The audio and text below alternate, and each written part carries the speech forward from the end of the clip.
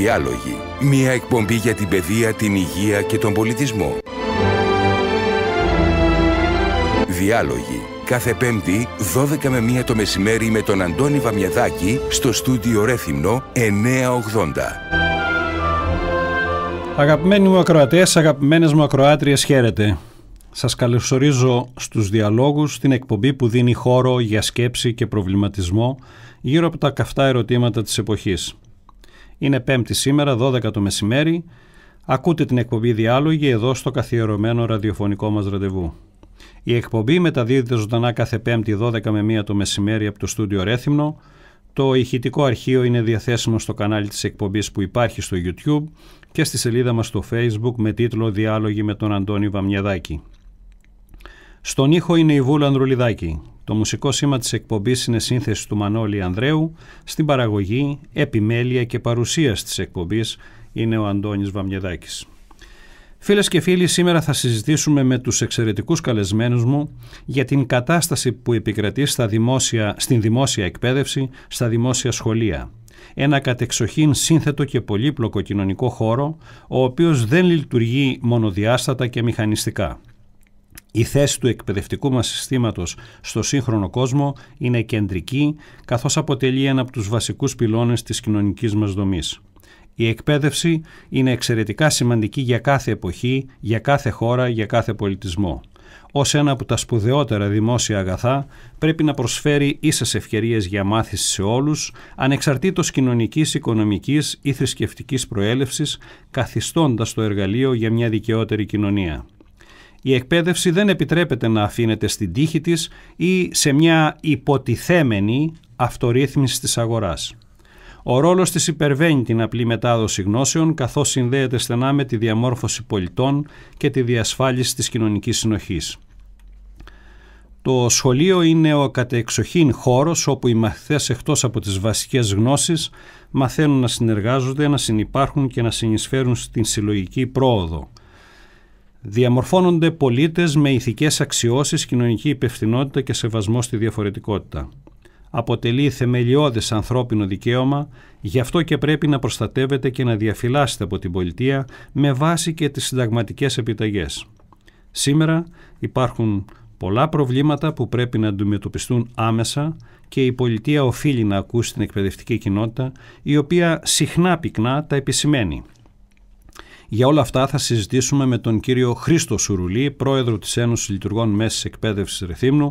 Κύριε Σουρουλή, καλώς ορίσατε στην εκπομπή Διάλογοι. Καλώς σας βρήκα, ευχαριστούμε πολύ για την πρόσκληση. Να είστε καλά και εγώ ευχαριστώ. Ο κύριος Σουρουλής είναι φιλόλογος και διδάσκει στο 4ο Λύκειο Ρεθύμνου. Είναι ερετός εκπρόσωπος στο Υπηρεσιακό Συμβούλιο ΠΙΣΔΕ Ρεθύμνου. Μαζί μας είναι και ο κύριος Γιάννης Μαρινάτος, πρόεδρος στο Σύλλογο Εκπαιδευτικών Πρωτοβάθμιας Εκπαίδευσης Ρεθύμνου. Κύριε Μαρινάτο, καλώς ορίσατε και εσείς στην εκπομπή Διάλογοι. Καλώς σας βρήκαμε, ευχαριστούμε πολύ για την πρόσκληση. Να είστε καλά. Ο κύριος Γιάννης Μαρινάτος είναι δάσκαλος και πρόεδρος του Συλλόγου Εκπαιδευτικών Πρωτοβάθμιας Εκπαίδευσης Ρεθύμνου. Είναι εκλεγμένος αντιπρόσωπος στις Γενικές Συνελεύσεις της Διδασκαλικής Ομοσπονδίας Ελλάδος, μέλος του Γενικού Συμβουλίου της ΑΔΔ και πρόεδρος του Νομαρχιακού Τμήματος ΑΔΔ στο Ρέθυμνο. Είναι μέλος της Εκτελεστικής Γραμματείας της Ελληνικής Ένωσης για τα Δικαιώματα και την Απελευθέρωση των Λαών. Είναι επίσημος διαιτητής πετοσφαίρης και γενικός γραμματέας του Συνδέσμου Διαιτητών Πετοσφαίρης Κρήτης και ερετός εκπρόσωπος στο Υπηρεσιακό Συμβούλιο ΠΙΣΠΕ Ρεθύμνου.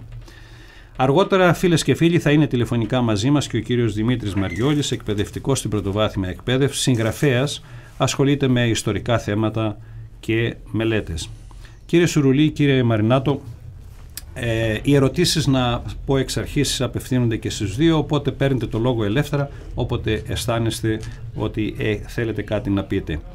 Ωστόσο, είναι τόσα πολλά τα θέματα που έχω βάλει εδώ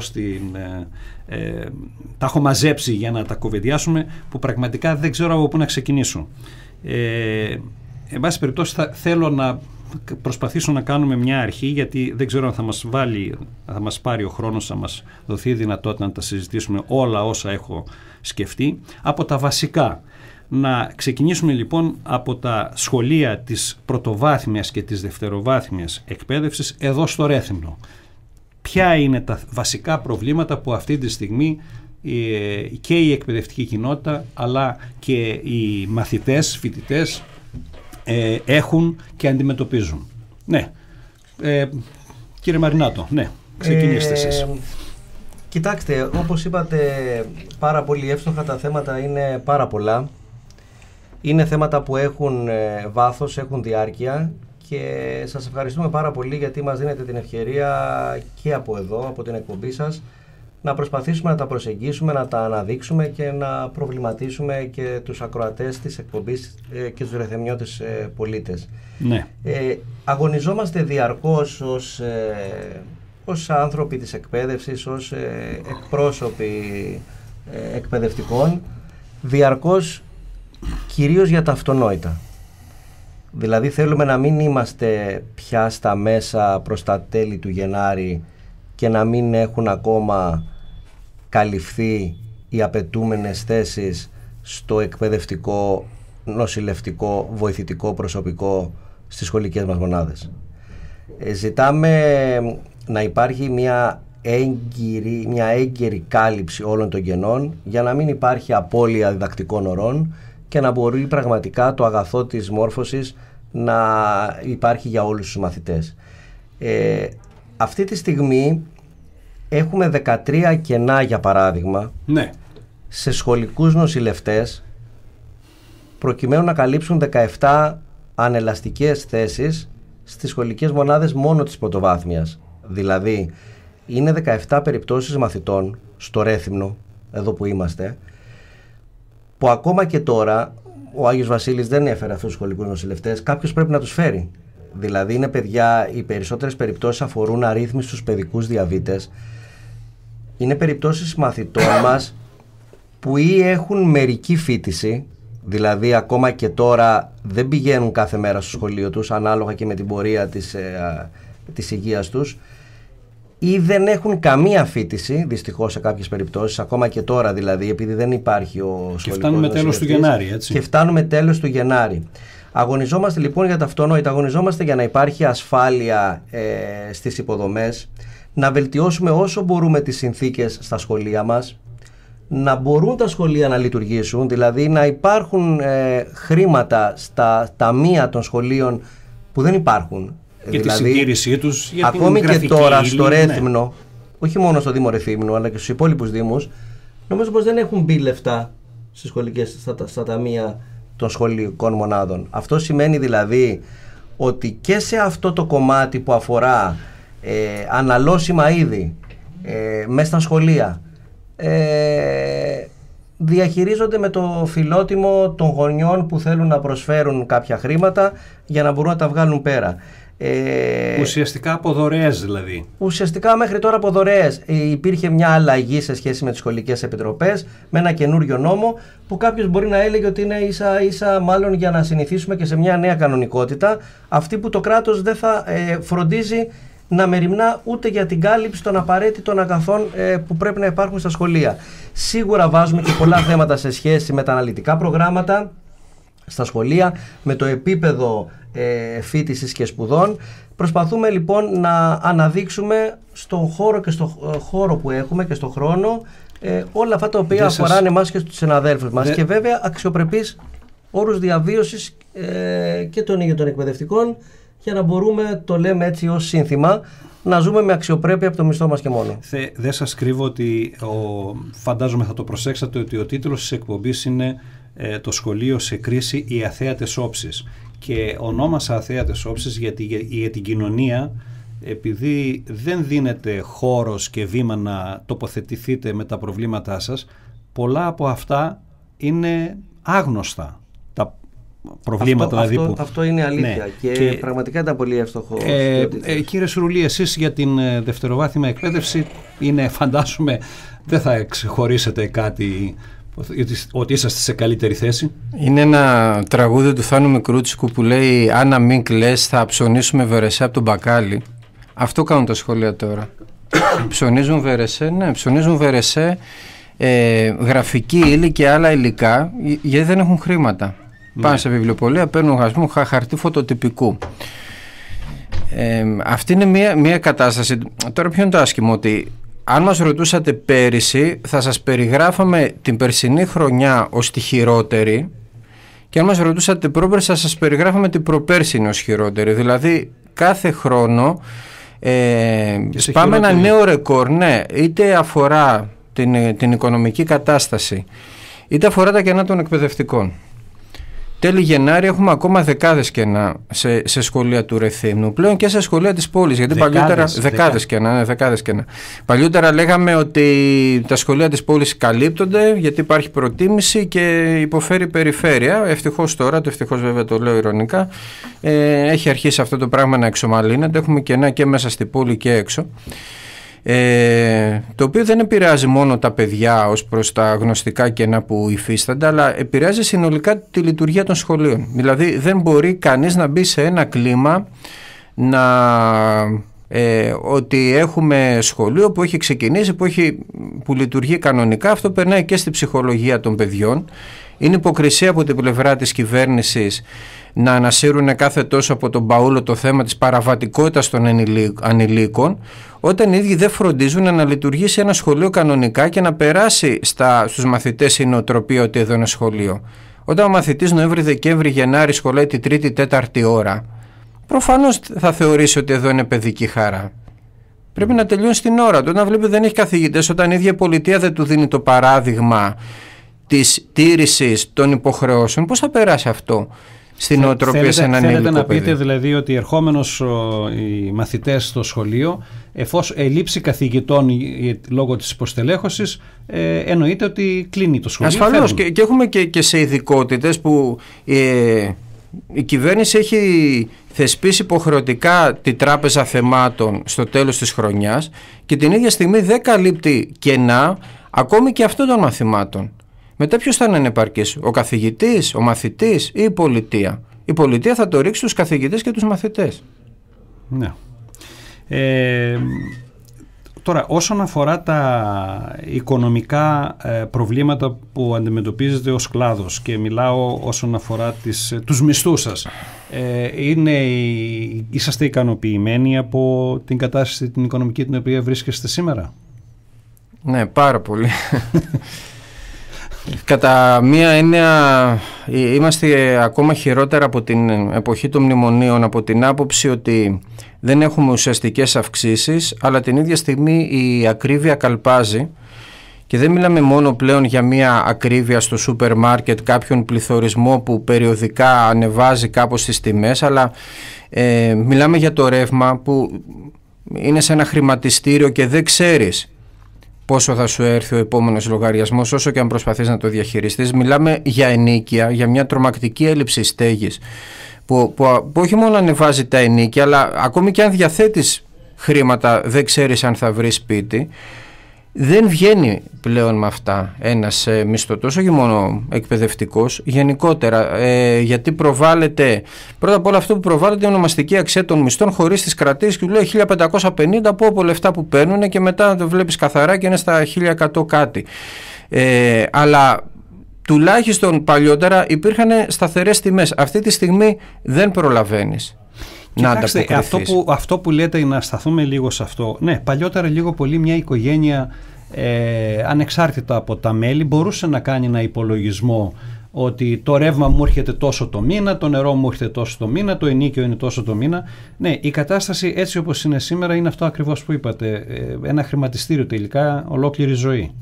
Όχι μόνο το ρεύμα, αλλά ναι, χωρίς να μπορείς να κάνεις υπολογισμούς και να είσαι σε μια σταθερή βάση. Ωστόσο, αυτό που θέλω να μείνουμε λίγο στα ενοίκια. Η κατάσταση εδώ πώς έχει? Γιατί έχω ακούσει, δεν ξέρω αν αληθεύει κιόλας, αλλά το άκουσα αυτό, εσείς θα μου πείτε, κύριε Μαρινάτο, ότι έρχονται αναπληρωτές και σκόνται και φεύγουν. Αυτό είναι αλήθεια. Καταρχάς η κατάσταση είναι έτσι ακριβώς όπως την περιέγραψε ο Χρήστος, αλλά και εσείς πριν από λίγο. Έχουμε δυστυχώς μια αυξανόμενη ακρίβεια σε όλα τα βασικά αγαθά, η οποία συμπιέζει πάρα πολύ τον οικογενειακό προγραμματισμό, γεμίζει με ένα άγχος και με μια ανασφάλεια πραγματικά τις ζωές μας, και εμείς πρέπει να βρούμε δύναμη και τρόπο μέσα σε όλο αυτό να ανταπεξέλθουμε και να προχωρήσουμε. Κοιτάξτε, εδώ το έχουμε αναδείξει αρκετές φορές το θέμα αυτό της ακρίβειας και στο Ρέθυμνο, και πραγματικά συμβαίνει αυτό που είπατε.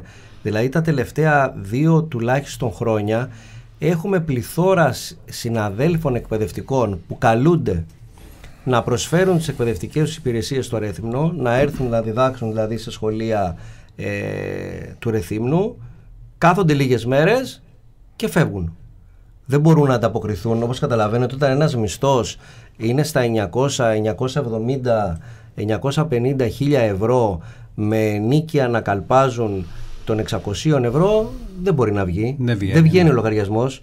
Άρα έρχονται και απέρχονται οι συνάδελφοι. Είναι ένα φαινόμενο λοιπόν το οποίο λειτουργεί περαιτέρω επιβαρυντικά, αν θέλετε, στην κάλυψη των θέσεων. Ζητάμε κίνητρα, δεν έχουμε πύλες εισόδου, δεν υπάρχει μεταφορικό ισοδύναμο, δεν παίρνουμε επίδομα παραμεθορίου περιοχής, είμαστε μια τουριστική περιοχή, είναι όλα πάρα πολύ ακριβά.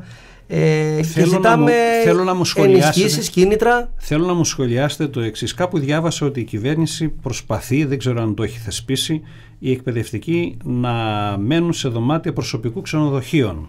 Αυτό είναι όντως κάτι το οποίο σας έχει προταθεί στην κοινότητά σας, στην εκπαιδευτική? Προσωπικά δεν έχει υποπέσει κάτι τέτοιο στην αντίληψή μου. Εμείς ως ΕΛΜΕ κάναμε πέρυσι μια προσπάθεια, πήγαμε και σε όλες τις δημοτικές αρχές όλων των Δήμων της Περιφερειακής Ενότητας Ρεθύμνης, προσπαθώντας να ζητήσουμε κάποιες λύσεις και από τους Δήμους. Βέβαια είναι κυρίως θέμα της πολιτείας αυτό, αλλά και σε τοπικό επίπεδο, αν υπήρχε στέγη που μπορούσε να μετασκευαστεί, να διατεθεί προς τους εκπαιδευτικούς. Δεν υπήρξε κάτι σε πρακτικό αποτέλεσμα, ούτε κάποια τέτοια πρόταση σαν αυτή που είπατε. Έχουμε φτάσει πλέον σε ένα επίπεδο που οι εκπαιδευτικοί όχι μόνο παρετούνται ερχόμενοι εδώ, αλλά δεν το δηλώνουν καν, ξέροντας δηλαδή τι θα συναντήσουν, αποφεύγουν να το δηλώσουν. Και κάναμε και έναν αγώνα και ο Σύλλογος Εκπαιδευτικών Πρωτοβάθμιας και ο Γιάννης προσωπικά και εμείς ως ΕΛΜΕ, και να κηρυχτούν, να χαρακτηριστούν δυσπρόσιτα κάποια σχολεία, να υπάρχουν περισσότερα μόρια, πληγωμένη ιστορία βέβαια και αυτή, ώστε να γίνουν τουλάχιστον ελκυστικός και ο νομός επί της αρχής και εντός του νομού κάποια σχολεία για να στελεχώνονται νωρίτερα. Κάνουμε ό,τι μπορούμε, τα σωματεία και συλλογικότητες, αλλά δεν φτάνει, και πλέον μιλάμε για μια πληγή στο σώμα της κοινωνίας, το ζήτημα της στέγασης, και όχι μόνο βέβαια για τους εκπαιδευτικούς, για μια σειρά ανθρώπους οι οποίοι πραγματικά υποφέρουν, και η πόλη, και το κάνω, και το έχουμε πει πολλές φορές και το κάνω και από εδώ ως έκκληση, να αντιληφθούμε ότι η πόλη έχει αρχίσει να γίνεται αφιλόξενη. Δεν φτάνει να διαφημίζουμε το Ρέθυμνο σε ένα τουριστικό προορισμό ή ως μια πόλη των γραμμάτων και των τεχνών. Αυτή τη στιγμή έχουμε μια πόλη, ένα νομό αν θέλετε συνολικά, ο οποίος καθίσταται αφιλόξενος, και πρέπει να το δούμε, γιατί θα το βρούμε αν δεν το έχουμε βρει ήδη μπροστά μας. Ναι, ασφαλώς. Όταν μου λέτε ότι δεν δηλώνουν καν την περιφέρεια Ρεθύμνο ακριβώς λόγω της κατάστασης, ότι ξέρουν τι θα αντιμετωπίσουν, γιατί το γνωρίζουν, είτε γιατί έχουν ξανάρθει, είτε γιατί από πληροφορίες που παίρνουν από... Ναι, τώρα η πληροφορία άλλωστε διαδίδεται γρήγορα, αυτά μαθαίνονται πάρα πολύ από τη μια στιγμή στην άλλη. Ο σχεδιασμός αυτός, κύριε Μαρινάτο, αν μου επιτρέπετε, όπως τον αναφέρατε, που υπάρχει από την πολιτεία και από την κυβέρνηση, έχει ακουστεί, αφορά κατοικίες οι οποίες θα διατίθενται σε στρατιωτικούς, γιατρούς και εκπαιδευτικούς. Εμείς προσπαθήσαμε να το επεξεργαστούμε λίγο αυτό ως Ομοσπονδία, για να καταλάβουμε και λίγο έτσι τι λέμε ακριβώς. Γιατί πολλές φορές και η κυβέρνηση, πολλές φορές μπορεί και όλες, δυστυχώς προσεγγίζει επικοινωνιακά όλα τα ζητήματα. Εμείς λίγο που κοιτάξαμε να το κάνουμε λίγο πενηνταράκια, ας το πούμε έτσι, αφορά περίπου 300 κατοικίες σε όλη την Ελλάδα. Αυτός ο σχεδιασμός. Ακούστηκε όμως έβυχα, φαντάζομαι, σε αρκετά αυτιά. Εμείς δεν είμαστε αρνητικοί σίγουρα το να υπάρχει μια μέριμνα τέτοιου είδους από την πολιτεία. Σε καμία περίπτωση δεν μπορεί να καλύψει, ούτε καν να ανακουφίσει όμως το πρόβλημα το οποίο υπάρχει. Και επειδή μίλησε και ο Χρήστος σε σχέση με τα δυσπρόσιτα, και το θέσατε και εσείς, ένα θέμα που πραγματικά το έχουμε διεκδικήσει πάρα πολύ ως σωματεία, και με πρωτοπόρα την ΕΛΜΕΡ βέβαια, η οποία το διεκδίκησε με μια σταθερότητα και με μια συνέπεια, είδαμε ότι προεκλογικά υποσχέθηκε ο Υπουργός εδώ πέρα ότι θα γίνουν δυσπρόσιτα αρκετά σχολεία της ενδοχώρας του Ρεθύμνου. Δεν είδαμε τίποτα για πάρα πολύ καιρό.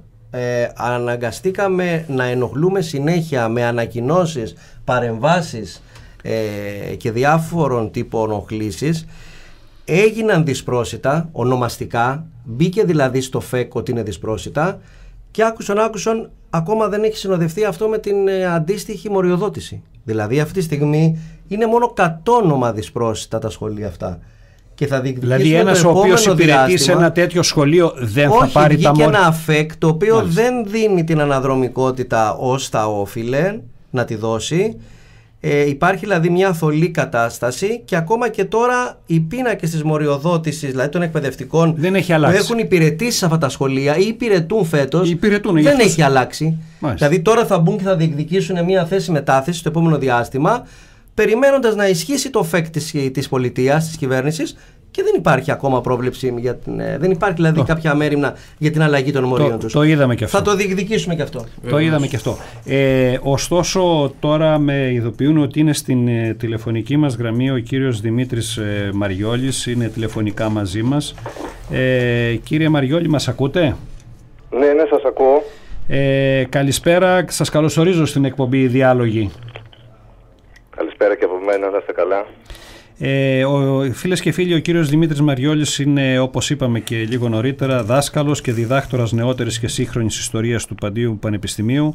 Είναι μέλος συντακτικής επιτροπής του περιοδικού Εκπαιδευτική Λέσχη. Έχει αρθρογραφήσει σε περιοδικά, εφημερίδες και ιστοσελίδες για εκπαιδευτικά, ιστορικά και πολιτικά θέματα. Είναι συγγραφέας με συμμετοχή σε συλλογικούς τόμους. Έχει εκδώσει 2 βιβλία, το πρώτο με τίτλο «Η αδύνατη ταξική ανακοχή» και το δεύτερο «Ο Ιέραξ είναι εδώ» από τις εκδόσεις Καψιμή. Ο Ιέραξ, αν δεν κάνω λάθος κύριε Μαριόλη, είναι η αφορμή που έρχεστε και στο Ρέθυμνο αύριο, σωστά? Ακριβώς, ναι. Έχει κάνει ιδιαίτερη εντύπωση σε μένα ο τίτλος του βιβλίου και θα ήθελα να σας ρωτήσω τι θέλετε να σηματοδοτήσετε για με αυτό τον ιδιαίτερο τίτλο. Ο τίτλος λειτουργεί ως μια ανάμνηση για τους εκπαιδευτικούς και την ιστορία τους, αλλά και ως ένα σήμα κινδύνου. Δηλαδή, όταν πριν από 10 ετίες υπήρχε ο θεσμός του επιθεωρητή που τον θυμούνται πλέον οι εκπαιδευτικοί που έχουν συνταξιοδοτηθεί ή εμείς όσοι είμαστε ας πούμε περίπου πάνω από 50 ετών ως μαθητές που έμπαινε στην τάξη. Ναι. Όταν επισκεπτόταν ένα χωριό, ο δάσκαλος του χωριού, αυτό έχει καταγραφεί από τη δεκαετία του 1930 τουλάχιστον, ειδοποιούσε με κάθε τρόπο τους δασκάλους των γειτονικών χωριών με το σύνθημα «Ο Ιέραξ είναι εδώ», ώστε να προετοιμαστούν για την ευνίδια επίσκεψη του επιθεωρητή. Ναι. Και να παρουσιάσουν μια θεατρική παράσταση στην εποχή εκείνη. Ναι. Η μία πλευρά λοιπόν είναι ότι το βιβλίο, το οποίο έτσι κι αλλιώς χρησιμοποιεί το υλικό της διατριβής μου, αλλά δεν είναι η διατριβή μου, ναι, επιχειρεί να απαντήσει σε 2 ερωτήματα. Εάν ο επιθεωρητισμός εκείνης της εποχής βελτίωσε το σχολείο ή το έκανε χειρότερο, και αν η αξιολόγηση της σημερινής εποχής, γι' αυτό μίλησα για σήμα κινδύνου, για προειδοποίηση δηλαδή, ναι, που έχει πολλά κοινά σημεία, όπως μπορούμε να δούμε αν το συγκρίνουμε με τον επιθεωρητισμό, θα βελτιώσει ή θα κάνει το σχολείο χειρότερο. Αυτό είναι το αντικείμενο του βιβλίου και βέβαια, επειδή μιλάει και συνολικά για το βίο των εκπαιδευτικών εκείνη την περίοδο, να σχολιάσω μόνο για όσα ακούστηκαν. Ναι. Ίσως θυμούνται οι παλιότεροι συνάδελφοι ότι στα χωριά υπήρχε το λεγόμενο δωματιάκι του δασκάλου μέσα στο σχολείο. Τα σχολεία μετά τον πόλεμο και μετά τον εμφύλιο στην κυριολεξία τα έκτισαν οι γονείς και οι εκπαιδευτικοί. Και προβλεπόταν να υπάρχει και ένα δωματιάκι του δασκάλου. Το 1952 λοιπόν, αν θυμάμαι καλά, ζητήθηκε από τους δασκάλους που οι ίδιοι είχαν χτίσει αυτά τα σχολεία να πληρώνουν αναδρομικά νίκη για αυτό το δωματιάκι.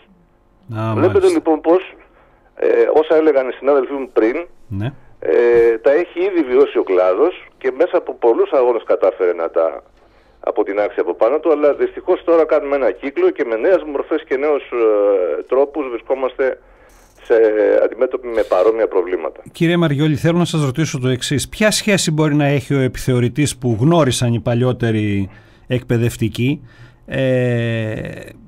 ή όσοι μας ακούνε εν πάση περιπτώσει και έχουν εμπειρίες τέτοιες ως παιδιά, ως μαθητές, με το σύστημα που προωθεί σήμερα η κυβέρνηση? Εσείς γιατί διαφωνείτε? Λοιπόν, το βασικότερο, ας μιλήσουμε για τη βασικότερη διαφορά. Η βασικότερη διαφορά είναι ο στόχος. Ο στόχος της εποχής εκείνης, ιδιαίτερα μετά τον εμφύλιο, ήταν να πειθαρχήσουν οι εκπαιδευτικοί σε ένα ιδεολογικό προσανατολισμό της εκπαίδευσης εξαιρετικά εθνικόφρονο και υπερσυντηρητικό. Σήμερα ο στόχος είναι να πειθαρχήσουν οι εκπαιδευτικοί, και αυτό αξίζει να το συζητήσουμε πιο αναλυτικά με βάση τα ονάσια, τα πρότυπα κλπ.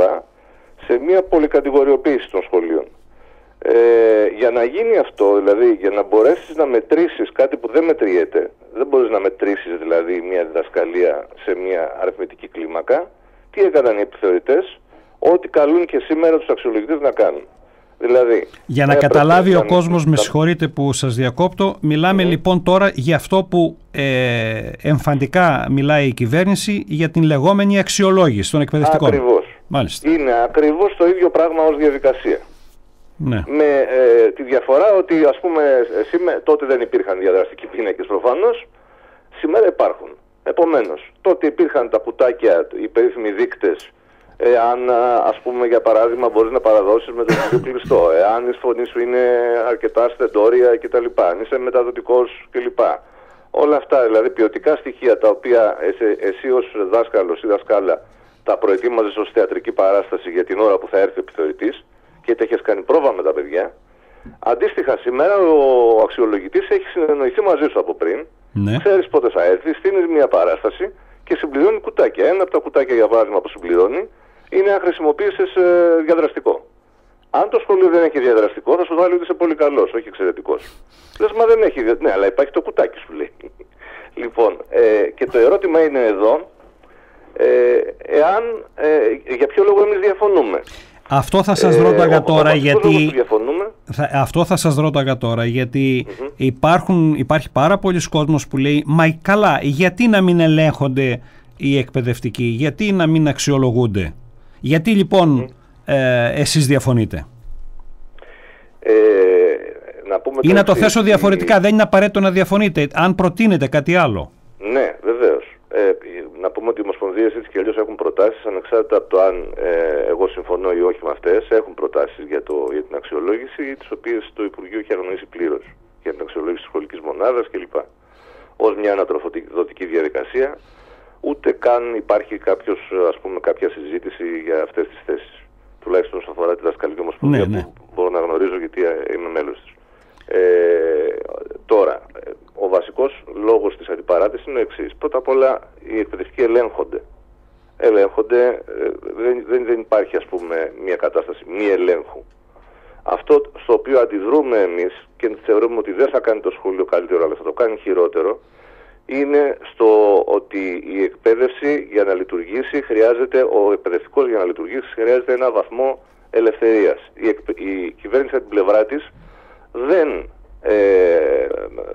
ουσιαστικά αυτό που λέει στην κοινωνία είναι ότι οι εκπαιδευτικοί φταίνε που το σχολείο είναι σε αυτή την κατάσταση. Δεν πάει καλά, ναι. Οπότε, εάν τους ελέγξουμε, κάτι αυτοί δεν κάνουν καλά, πρέπει να τους ελέγξουμε. Πώς θα τους ελέγξουμε? Να πούμε στην τάξη τους, έλεγε, ας πούμε, κάποιος δημοσιογράφος του Sky, θα μπορεί ο διευθυντής να ανοίξει κάποια στιγμή την πόρτα και να πει, κάνε μάθημα να σε ακούσω. Θα μπορεί να κάνει ό,τι δεν μπορούσε να κάνει εδώ και δεκαετίες, απάντησε ο κύριος Πιερακάκης. Να πούμε για τον κύριο Πιερακάκη ότι για πρώτη φορά η Χούντα ήταν που θεσμοθέτησε να μπορεί να μπαίνει ο διευθυντής να αξιολογεί και ο διευθυντής εκτός από τον επιθεωρητή, τον εκπαιδευτικό. Γιατί αυτό δεν μπορεί να αποδώσει? Γιατί εγώ ως εκπαιδευτικός θα προετοιμάσω μια παράσταση από πριν, θα την κάνω πρόβα με τα παιδιά, όπως έχει ήδη γίνει τώρα σε αυτή τη φάση.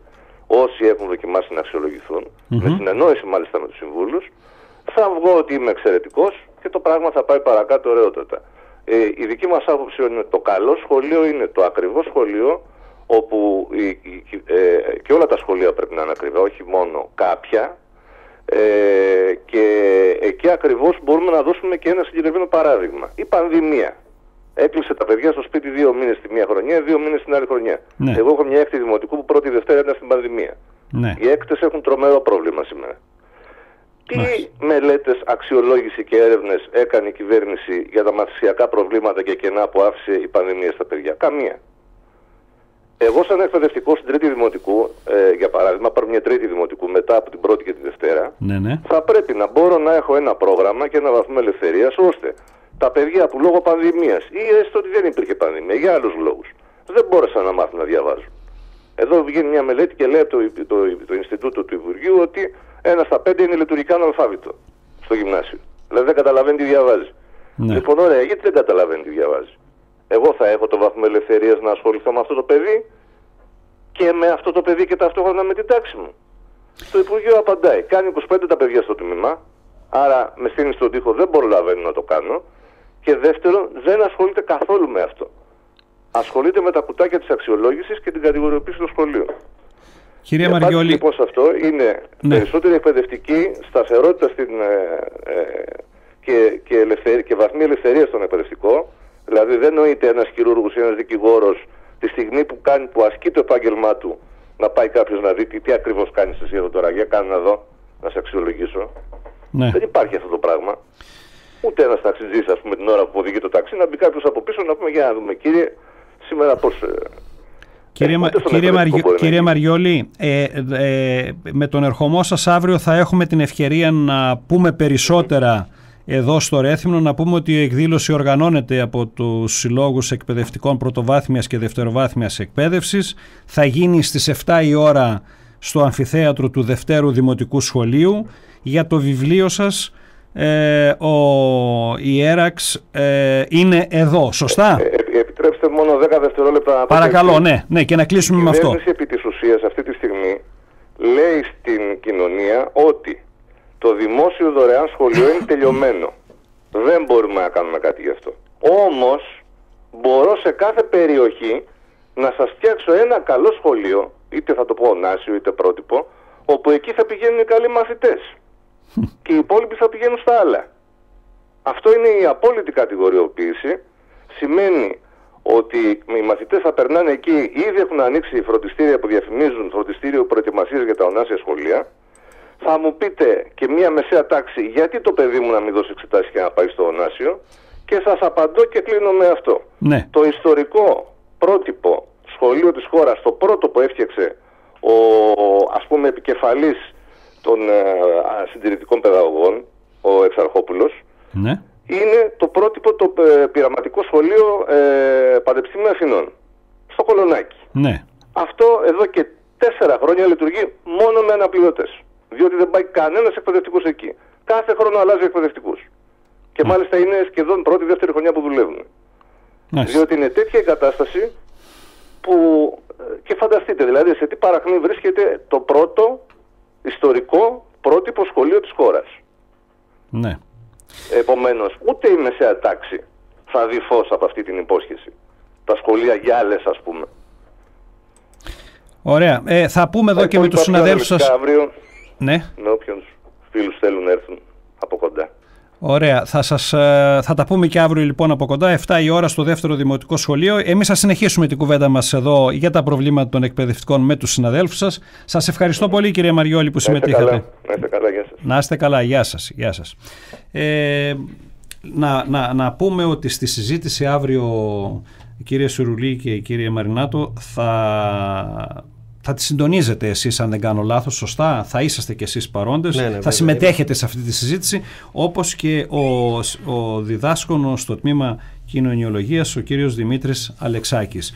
Δεν ξέρω αν θέλετε να συμπληρώσουμε κάτι πάνω σε αυτή την εκδήλωση για το βιβλίο και για να πάμε στα παρακάτω θέματα, γιατί ο χρόνος μας τρέχει. Εγώ το μόνο που μπορώ να πω σε αυτό είναι ότι είναι μια εκδήλωση ανοιχτή στην κοινωνία και χωρίς να είναι αυτός ο κύριος σκοπός, αν θέλετε είναι και μια απάντηση σε μια προπαγάνδα που λέει ότι οι εκπαιδευτικοί φωνάζουν γιατί δεν θέλουν την αξιολόγηση. Εμείς είμαστε εδώ να συζητήσουμε ανοιχτά για την αξιολόγηση, αλλά να ακουστεί και η δική μας πλευρά, για να καταλάβει και ένα μεγάλο μέρος της κοινωνίας ότι η αξιολόγηση δεν είναι για να κάνει καλύτερα τα σχολεία και τους εκπαιδευτικούς. Νομίζω ότι και ο Δημήτρης ο Μαριόλης που μίλησε πριν περιέγραψε αρκετά εύλογα κάποιες όψεις. Θα κάνω λίγο το συνήγορο του διαβόλου, γιατί θέλω να γίνει αντιληπτό στους φίλους ακροατές και στις φίλες ακροάτριες, κύριε Μαρινάτο και κύριε Σουρουλή, γιατί με μια απάντηση να μου πείτε τι αντιπροτείνετε όσον αφορά τη διαδικασία της αξιολόγησης. Ποια είναι η αντιπρότασή σας ότι ναι, γιατί αυτό λειτουργεί προπαγανδιστικά, η κοινωνία λέει μα καλά, γιατί δεν θέλουν να τους αξιολογήσουν. Υπάρχει έτσι κάποια σαφή θέση των ομοσπονδιών σας? Πολύ γρήγορα. Υποτίθεται ότι δεν κοιτάμε το μέσο, κοιτάμε το σκοπό. Η αξιολόγηση υποτίθεται ότι υπάρχει για να γίνουν καλύτερα τα σχολεία. Τι προτείνουμε? Δαπάνες για τα σχολεία. Να ξεκινάνε τα σχολεία χωρίς κενά. Να ξεκινάνε με 15 μαθητές σε κάθε τμήμα. Ξέρετε, και κάποιοι που είναι υπέρ της αξιολόγησης λένε όμως αυτό, ότι αλλιώς είμαι εγώ αν δουλεύω με 15 μαθητές, αλλιώς αν δουλεύω με 30, αλλιώς αν δουλεύω σε ένα σχολείο που δουλεύουν τα καλοριφέρ, κλειδώνουν οι πόρτες, αλλιώς σε ένα σχολείο με σπασμένα τζάμια. Υπάρχει σχολείο, ίσως και περισσότερα, αλλά ένα τώρα πρόσφατα που πληροφορηθήκαμε, που βάλαν διαδραστικούς, αλλά δεν έχουν κλειδαριές για να κλειδώνουν τις πόρτες. Πίνακες, ναι, οι οποίοι είναι πανάκριβοι, έτσι, και από τότε όπου μπαίνουν διαδραστικοί κλειδώνουν οι πόρτες στα διαλύματα για την προστασία τους. Για την ασφάλεια. Λοιπόν, υπάρχει σχολείο, ίσως περισσότερα από ένα, σίγουρα ένα, που δεν έχει κλειδαριές στις πόρτες για να προστατευτούν οι διαδραστικοί. Δηλαδή, καταλαβαίνετε για τι παραλογισμό μιλάμε. Έχουμε διαδραστικούς, δεν έχουμε πόρτες, δεν ασφαλίζει το σχολείο. Δεν έχουμε κλειδαριές, ούτε καν εξωτερική κλειδαριά. Ναι. Άμα γίνει ζημιά στο διαδραστικό, θα την πληρώσει ο διευθυντής, οι καθηγητές, οι εφημερεύοντες, οι καθαρίστρια, δεν ξέρω ποιος. Ωραία, ας τα λύσουμε αυτά και μπορούμε, αν θέλετε, να συζητήσουμε και παραπάνω και για την αξιολόγηση. Μάλιστα. Ναι, κύριε Μαρινάτο, θέλετε να προσθέσετε κάτι σε αυτό? Πάνω σε όσα είπε ο Χρήστος, τα οποία με βρίσκουν απόλυτα σύμφωνο. Κοιτάξτε, εμείς πραγματικά έτσι με διάθεση προχωράμε σε μια παρουσίαση ενός πολύ ιδιαίτερου, συγκεκριμένου και καλού βιβλίου, κατά τη γνώμη μας, προκειμένου να γίνει μια συζήτηση και ένας διάλογος και με την τοπική κοινωνία, ακριβώς για να σπάσουμε, αν θέλετε, και διάφορες προκαταλήψεις. Επί της αρχής δεν είμαστε εναντίον της αξιολόγησης. Ακούστηκε κιόλας ότι και ως εκπαιδευτικές ομοσπονδίες εμείς έχουμε επεξεργαστεί αρκετά σχέδια αξιολόγησης ανατροφοδοτικής. Σε μια τέτοια όμως αξιολόγηση, εμείς ρωτάμε τι βαθμό ακριβώς θα έπαιρνε το Υπουργείο Παιδείας. Όταν δηλαδή υπάρχουν όλες αυτές οι ελλείψεις, τα προβλήματα, οι ανεπάρκειες, οι αριθμίες, οι δυσλειτουργίες, έρχεται το Υπουργείο εντελώς επικοινωνιακά για άλλη μια φορά και με πολύ συγκεκριμένη ιδεολογική στόχευση, πιέζοντας τον εκπαιδευτικό, αποστερώντας του, αν θέλετε, τη χαρά της δημιουργίας και της παιδαγωγικής ελευθερίας, να δημιουργήσει μια πάρα πολύ συγκεκριμένη ιεραρχική δομή, ασφικτική και αλυσίδα μέσα στο σχολείο. Εγώ θα πω μόνο ότι ακούστηκε τα 25 τμήματα. Ζούμε στη χώρα που ο Υπουργός Παιδείας, όταν ρωτάτε στη Βουλή γιατί τα τμήματα έγιναν πολυπληθή και έχουμε πια τμήματα των 25 μαθητών, δήλωσε ανερυθρίαστα ότι υπάρχουν έρευνες παιδαγωγικές που υποστηρίζουν ότι τα πολυπληθή τμήματα παιδαγωγικά είναι πιο αποτελεσματικά. Ακόμα περιμένουμε να μας παρουσιάσει την έρευνα. Τις έρευνες. Και είναι και ακαδημαϊκός. Ήταν σαν την πανδημία που λέγανε ότι αν είναι πιο πολλοί μαθητές μεταδίδεται πιο δύσκολα ο ιός. Δεν θυμάσαι? Είναι πολύ και αυτό το επιχείρημα σε κάποια στιγμή. Ακούμε λοιπόν έτσι απίστευτα πράγματα σε σχέση με όλα αυτά. Δεν υπάρχει επίσης κανένας διάλογος. Αν έχω λίγο χρόνο μόνο, επειδή ακούστηκε για τους σχολικούς συμβούλους που παλιότερα ήταν επιθεωρητές, εμείς δεν το ζήσαμε ως εκπαιδευτικοί. Εγώ όμως πραγματικά το έχω ζήσει ως μαθητής. Έχω ζήσει δηλαδή να έρχεται ο σχολικός σύμβουλος, ο επιθεωρητής τότε όπως λέγονταν, και να μας λέει 2-3 μέρες πριν ο δάσκαλός μας έκανε προπόνηση. Ήξερε ότι εγώ ήμουν πολύ καλό στην ιστορία, μου έλεγε Γιάννη, εγώ θα σου κάνω στην ιστορία αυτή την ερώτηση να την απαντήσεις. Ο διπλανός μου ήταν πολύ καλό στα μαθηματικά, εσένα θα σε ρωτήσω, Νικολάκη, στα μαθηματικά. Έμπαινε μέσα ο επιθεωρητής με αυστηρό ύφος. Ο δάσκαλός μας για πρώτη φορά, ας πούμε, έρχονταν τόσο καλοντημένος, κουστούμαρισμένος με τη γραβάτα του στο σχολείο. Τις άλλες μέρες, για παράδειγμα, μπορεί να ήταν πολύ πιο απλά. Πιο χαλαρά. Και μας έκανε συγκεκριμένες ερωτήσεις, έπαιρνε, φαντάζομαι, ένα πάρα πολύ καλό βαθμό. Το πρόλαβα λοιπόν το σχολείο αυτό. Ήμουνα εκεί πάνω στη μετάβαση και στο πολυτονικό σύστημα. Θυμάμαι και τη δασκάλα μου να μας λέει: παιδιά, θα καταργηθεί τώρα δεν θα βάλουμε τώρα τις ψηλές και τις δασίες. Για λίγα χρόνια. Μετά όμως από λίγα χρόνια και πάλι θα ξαναγυρίσουμε στο πολυτονικό, μου έλεγε τότε η κυρία. Άρα κοιτάξτε, εγώ νομίζω ότι είναι πολύ καλό να συζητάμε όλα τα πράγματα, δεν υπάρχουν στερεότυπα και είναι πολύ καλό να γίνεται διάλογος. Ο Γεράσιμος Αρσένης, και θα κλείσω αυτό το κύκλο της τοποθέτησής μου με αυτό, αν μου επιτραπείτε, ναι. Ένας υπουργός παιδείας, ο οποίος ήρθε αντιμέτωπος με ένα ολόκληρο εκπαιδευτικό, φοιτητικό, μαθητικό κίνημα. Στην παρουσίαση του βιβλίου του με τίτλο «Κάτσε καλά, Γεράσιμε», λίγο πριν φύγει από τη ζωή, όταν ρωτήθηκε από τους δημοσιογράφους τι κρατάει από όλη του την θητεία στο Υπουργείο Παιδείας, είπε: νομίζω ότι χρειάζονται δύο πράγματα, είχε πει ο Γεράσιμος Αρσένης: διάλογος και συνενέσεις στην εκπαίδευση. Δίχως διάλογο και συνενέσεις δεν μπορούμε να πάμε πουθενά. Δυστυχώς το Υπουργείο Παιδείας βία, αποσπασματικά, επικοινωνιακά προσπαθεί να προσεγγίσει όλα τα ζητήματα. Και πρόχειρα, πολύ πρόχειρα. Λοιπόν, ο χρόνος τρέχει. Θέλω να είμαστε σύντομοι όσο γίνεται περισσότερο. Πάμε σε αυτό το οποίο έχει ανακοινωθεί για το Διεθνές Απολυτήριο. Τι ακριβώς σημαίνει Διεθνές Απολυτήριο και ποιοι ωφελούνται, για να καταλάβουμε τι ακριβώς, και οι φίλοι ακροατές, τι ακριβώς πρόκειται να γίνει εδώ. Με το Διεθνές Απολυτήριο... Κάτι που να προσθέσω, συγγνώμη κύριε Σουρουλή, ότι λένε ότι πιλωτικά θα ξεκινήσει το Σεπτέμβριο του 2026. Ναι. Μπορείς να περάσεις σε μια σχολεία, από συγκεκριμένα σχολεία, χωρίς τη βάσανο των πανελλαδικών εξετάσεων. Δηλαδή να μπαίνεις στα ανώτατα εκπαιδευτικά ιδρύματα χωρίς να δίνεις εξετάσεις. Ναι. Ωστόσο, συγγνώμη, γιατί εδώ υπάρχει και κάτι άλλο. Ακούω ότι αυτή τη δυνατότητα του Διεθνούς Απολυτηρίου θα την έχουν και τα ιδιωτικά σχολεία. Άρα δηλαδή και από τα ιδιωτικά σχολεία θα μπορούν να περνάνε στα πανεπιστήμια, τουλάχιστον εγώ αυτό διάβασα, ότι θα έχουν τη δυνατότητα να αποκτούν και πρόσβαση χωρίς την βάσανο των εξετάσεων.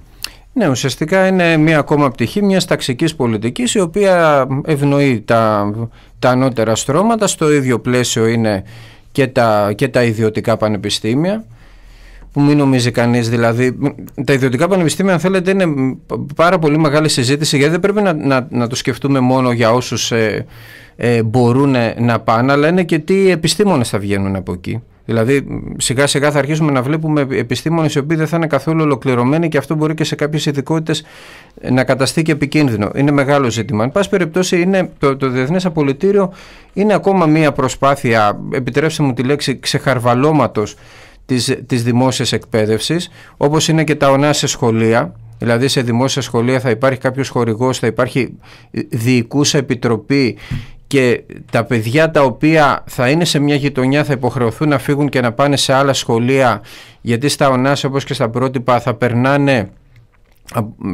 μαθητές από διάφορες περιοχές, που σημαίνει και πολλά προβλήματα και στις μεταφορές και στη φοιτηση και γενικότερα.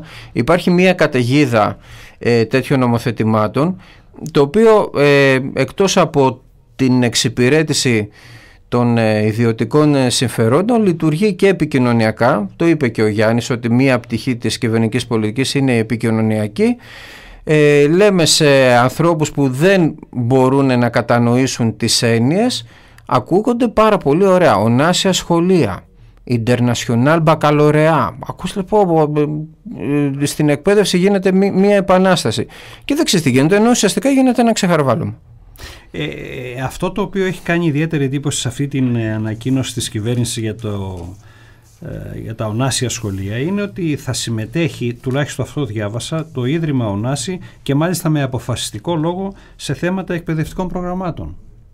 Δηλαδή δεν θα την έχει την ευθύνη το Υπουργείο Παιδείας όπως είναι σε όλα τα σχολεία, αλλά θα μπορεί να παρεμβαίνει ένας ιδιωτικός φορέας Ναι, αναλόγως στο που θέλει να το πάει. Υπάρχει και πέρυσι είχαμε και κάτι άλλο, είχαμε και νέο νόμο για την επαγγελματική εκπαίδευση, όπου θα έχουν λόγο σε ένα επαγγελματικό λύκειο τα τοπικά επιμελητήρια, παραδείγματος χάρη, ή επιχειρήσεις. Δηλαδή μπορεί εδώ ας πούμε να έχουμε ένα ΕΠΑΛ που να βγάζει προσωπικό για τα ξενοδοχεία.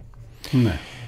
Μέχρι τώρα είναι αυτό που σας λέω, υπάρχει κάτι ενιαίο στην εκπαίδευση και είναι καλό που υπάρχει ενιαίο, γιατί υπάρχει μία ασφάλεια και ένας συλλογικός προγραμματισμός. Όταν αρχίσει να διαφοροποιείται, δεν είναι ότι θα διαφοροποιείται ανάλογα με τις ανάγκες της κάθε κοινωνίας, αλλά ανάλογα με τις ανάγκες του κάθε επιχειρηματία. Και θα δημιουργούνται από τη μία θα έχουμε σχολεία elite, από την άλλη θα έχουμε σχολεία που θα βγάζουν προσωπικό για τα ξενοδοχεία, από την άλλη προσωπικό για τις επιχειρήσεις, και το θέμα είναι ότι αυτά θα πληρώνονται από τους Έλληνες φορολογούμενους.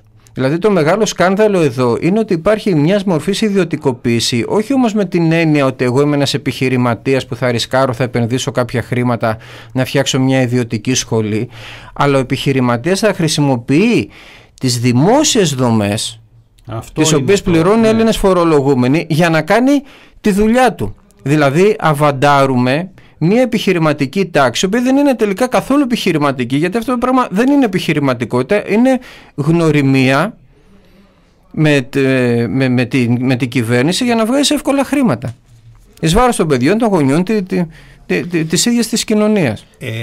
Κύριε Σουρουλή, επειδή αναφερθήκατε πριν, αλλά θέλω να γίνει μια διευκρίνηση για να γίνει κατανοητό και από τους ακροατές και τις ακροάτριες, όσον αφορά την προϋπόθεση ότι ας πούμε ότι γίνεται ένα τέτοιο σχολείο, το Ωνάσιο, εδώ στο Ρέθυμνο. Θα γίνουν σε υπάρχοντα σχολεία. Ναι. Σε υπάρχοντα σχολεία, τα οποία θα ανακατασκευαστούν, θα χρηματοδοτηθούν από το Ίδρυμα Ωνάσης κτλ. Αυτό σημαίνει ότι, παραδείγματος χάρη, σε μια περιοχή που ήδη υπάρχει ένα γυμνάσιο ή ένα λύκειο και χαρακτηριστεί ως τέτοιο, σημαίνει ότι όσοι δεν καταφέρουν να μπουν θα φύγουν από τη γειτονιά τους. Αυτό θέλουν να γίνει. Ακριβώς. Σωστά το έχω αντιληφθεί. Ναι. Θα φύγουν από τη γειτονιά τους και θα πάνε σε άλλη γειτονιά να βρουν σχολείο. Ναι.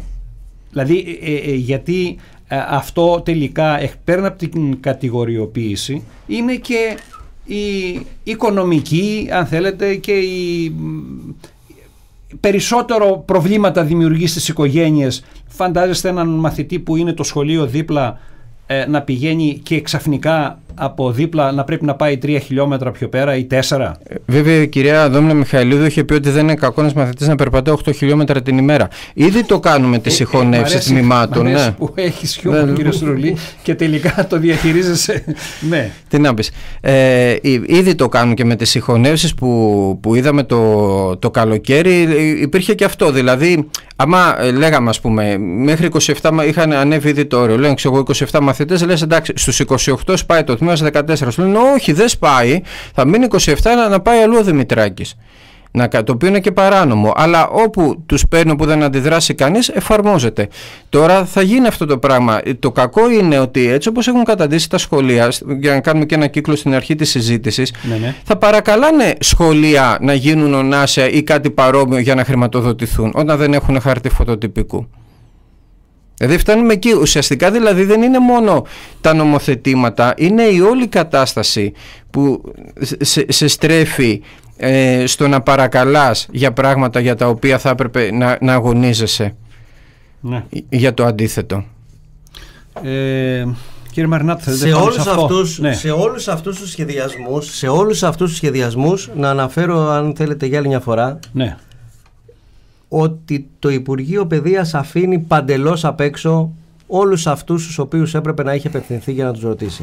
Δηλαδή την εκπαιδευτική κοινότητα, εκπαιδευτικές ομοσπονδίες, ενώσεις γονέων, πανεπιστημιακά τμήματα. Γιατί για να κάνουμε και μία σύνδεση σε σχέση με το προηγούμενο κομμάτι της συζήτησης μας για την αξιολόγηση, ναι, και σε αυτά που είπαμε πριν από λίγο, αλλά και για την αξιολόγηση, να ξέρετε, τα πανεπιστημιακά τμήματα και τα παιδαγωγικά, δημοτικής, προσχολικής, φιλοσοφικές σχολές είναι όλες αντίθετες.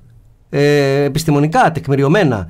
Και εμείς δεν ρωτόμαστε ποιοι επιστήμονες, ποιοι φωστήρες συμβουλεύουν τον κύριο Περακάκη για να κάνει όλες αυτές τις υποτοτυπίες. Εμείς νομίζουμε ότι απλά Είναι ένας κρίκος, όλα αυτά είναι κρίκοι σε μια πολύ συγκεκριμένη αλυσίδα που έχει σκοπό το ξεχαρβάλωμα και την υποβάθμιση της ελληνικής δημόσιας εκπαίδευσης. Και για να το σχολιάσω και με το προηγούμενο, 2 σταθερές νομίζω ότι είχαμε πια στην Ελλάδα κρατήσει. Η μία είναι ο ΑΣΕΠ και η άλλη είναι οι πανελλήνιες εξετάσεις. Μάλλον ότι βρίσκεται και ένας τρόπος για να ξεμπλέξει το Υπουργείο Παιδείας και η κυβέρνηση και με τις πανελλήνιες. Ναι, αυτό είναι ένα ερωτηματικό και καλά κάνετε και το βάζετε. Ωστόσο, εκτός από το Νάσιο έχουμε δει και κάποιες άλλες ανακοινώσεις που αφορούν τον τεχνικό κλάδο. Αναφερθήκατε κύριε Σουρουλή λίγο πριν και το ονομάζει τις λεγόμενες ακαδημίες,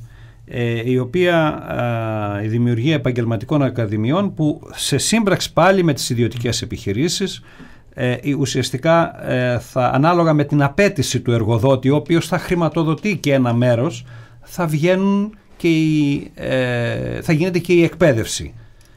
Έτσι δεν είναι? Ναι, είναι στην ίδια λογική. Στην ίδια λογική. Τώρα, φτάνοντας στο τέλος της εκπομπής, θα ήθελα επιγραμματικά, εάν θεωρείτε ότι υπάρχουν κάποια θέματα τα οποία δεν τα θίξαμε, αλλά όσο γίνεται πιο σύντομα, τι εκτιμάτε ότι από αυτά είναι τα πιο επίκαιρα, να τα πούμε έτσι σε συντομία? Κύριε Μαρινάτο, θέλετε να ξεκινήσετε εσείς? Ναι, εγώ νομίζω το πρώτο και να κλείσουμε με αυτό, ναι. Το πρώτο νομίζω είναι να μην αντιμετωπίζει το Υπουργείο Παιδείας αποσπασματικά, πρόχειρα και υποκριτικά τα θέματα της ελληνικής δημόσιας εκπαίδευσης, γιατί η εκπαίδευση νομίζω ότι είναι ένας πάρα πολύ σημαντικός πυλώνας σε κάθε πολιτεία και σε κάθε κράτος. Άρα λοιπόν να σκύψει πραγματικά στα προβλήματα, και για να σκύψει κάποιος πραγματικά στα προβλήματα πρέπει να ξεκινήσει, για να έχουμε, αν θέλετε, και να είμαστε και να έχουμε και οι προθέσεις μας να είναι σωστές. Νομίζω ότι θα πρέπει να βάλει το χέρι στη τσέπη. Αυτό σημαίνει ότι θα πρέπει το Υπουργείο Παιδείας επιτέλους να δώσει στην εκπαίδευση, όχι μόνο σε ένα επίπεδο λεκτικής ρητορίας, αλλά έμπρακτα ουσιαστικά την αναγνώριση που αξίζει, δίνοντας ένα πολύ σημαντικό μέρος από το δημόσιο χρήμα για την ελληνική δημόσια εκπαίδευση. Ζητάμε λοιπόν τα σχολεία μας να στελεχώνονται έγκαιρα, αποτελεσματικά, να μην φτάνουμε τέλη Γενάρη και να έχουμε ελλείψεις στην γενική και κυρίως στην ειδική αγωγή, το οποίο δεν το είπαμε. Ξέρετε ότι ακόμα και τώρα μόνο στην πρωτοβάθμια είναι γύρω στις 60 περιπτώσεις παιδιών που δεν έχουν δίπλα τους παράλληλη στήριξη. Δεν έχουν δηλαδή είμαστε στη χώρα που το ίδιο το Υπουργείο Παιδείας, η πολιτεία, οι φορείς βεβαιώνουν ότι κάποια παιδιά θέλουν παράλληλη στήριξη, εκπαιδευτικό δηλαδή, εξειδικευμένο. Αλλά δεν τους τη δίνει. Και μετά δεν τη δίνει. Θέλουμε σίγουρα μισθούς αξιοπρέπειας για να μπορούμε να ζήσουμε. Θέλουμε να γίνει μια αναθεώρηση στα σχολικά προγράμματα και για να δούμε πραγματικά μέσα και τα αναλυτικά προγράμματα και το τι διδάσκονται τα παιδιά στο σχολείο, να γίνει δηλαδή μια καλή επικαιροποίηση. Και ζητάμε να αλλάξει ρότα το Υπουργείο Παιδείας και να μην ασχολείται, να μην είναι το μέλημά του το πώς θα προχωρήσει στην εμπορευματοποίηση της εκπαίδευσης, αλλά να στηρίξει πραγματικά το δημόσιο ελληνικό σχολείο. Ευχαριστώ κύριε Μαρινάτο. Εγώ σας ευχαριστώ πολύ. Θέλω να ζητήσω προκαταβολικά συγγνώμη από συναδέλφους και γονείς που μπορεί να με δουν μετά έξω και να μου πούν δεν είπες για αυτό ή δεν είπες για εκείνο. Πράγματι διαπιστώνουμε ότι είναι πάρα πολύ λίγος ο χρόνος μπροστά σε αυτή την καταιγίδα πολιτικών και νομοθετημάτων που υπάρχουν και των τοπικών προβλημάτων που μας ταλαιπωρούν. Πρέπει πάντα να θυμόμαστε ότι η παιδεία και η υγεία είναι δημόσια αγαθά. Αυτή τη στιγμή γίνεται και μια κινητοποίηση στο νοσοκομείο με πρωτοβουλία των υγειονομικών για τις τρομερές ελλείψεις που υπάρχουν, και εκφράζουμε τη συμπαράστασή μας και τους ευχαριστούμε που προσπαθούν να κρατήσουν όρθιο το σύστημα υγείας. Εμείς θα είμαστε εδώ, σωματεία, θα εξακολουθήσουμε να αγωνιζόμαστε και θα είμαστε ανοιχτοί στην κοινωνία, και καλούμε τον κόσμο και αύριο στην εκδήλωση στις 7 η ώρα στο δεύτερο δημοτικό, και γενικά κάνουμε ανοίγματα, προσπαθούμε όσο μπορούμε να ενημερώσουμε, και φυσικά ευχαριστούμε και εσάς και την φιλόξενη συχνότητα και για σήμερα και για το βήμα που μας δίνετε κάθε φορά να μπορέσουμε να πληροφορήσουμε τους ακροατές για πράγματα που συμβαίνουν. Πάνω απ' όλα είναι τα παιδιά μας, είναι οι μαθητές, δεν πρέπει οι μαθητές να καθίσταται πειραματόζωα μιας νεοφιλελεύθερης πολιτικής. Κύριε Σουρουλή, σας ευχαριστώ και εσάς για την συμμετοχή σας στους διαλόγους. Να είστε καλά. Φίλες και φίλοι, εδώ τελειώσαμε για σήμερα. Ωστόσο, η τελευταία φράση του κυρίου Σιρουλή που μίλησε για το νοσοκομείο, οφείλω να πω και εγώ ξανά εδώ σε εκπομπή ότι είναι ένα θέμα το οποίο πρέπει να σταθούμε δίπλα στους υγειονομικούς, γιατί φαίνεται ότι το ίδιο σχέδιο όσον αφορά την εμπορευματοποίηση της υγείας εξυφαίνεται και εδώ στο θέμα της εκπαίδευσης. Φίλες και φίλοι, εδώ τελειώσαμε για σήμερα. Ως την ερχόμενη Πέμπτη να είστε όλοι και όλες καλά. Γεια σας.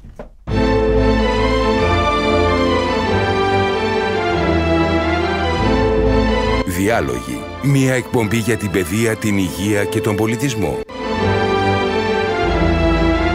Διάλογοι. Κάθε Πέμπτη, 12 με 1 το μεσημέρι με τον Αντώνη Βαμιεδάκη στο στούντιο Ρέθυμνο